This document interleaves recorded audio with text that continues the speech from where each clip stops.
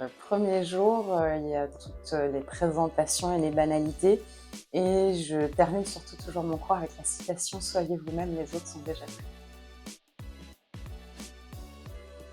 Pour ma matière, souvent j'ai l'argument qu'une élève m'avait donné dans les premières années, que le développement personnel, si en privé on veut suivre des coachs, des thérapeutes et cetera, ça coûte souvent une fortune et que là c'est inclus dans les cours, donc ça serait dommage de s'en priver. C'est une cohésion qui se travaille malgré la distance grâce, à Discord, à du lien, par email, par internet, en plus des lives. Pour moi, on est proche d'une version présentielle au final pour avoir connu les 2.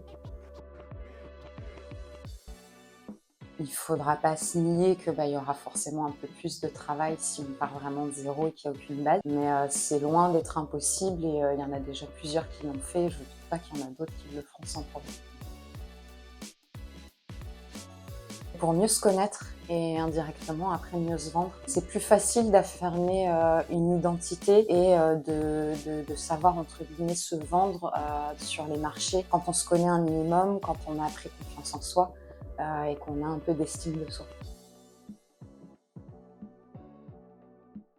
De pas lâcher. S'ils croient pas en eux, on y travaillera en développement personnel ensemble.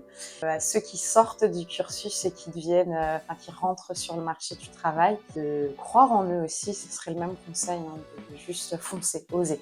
Ceux qui réussissent, c'est ceux qui ont persévéré et qui ont osé. Du coup, il faut cette bienveillance-là et c'est ce que j'apprécie dans cette école. On trouve toujours des solutions pour tous nos élèves.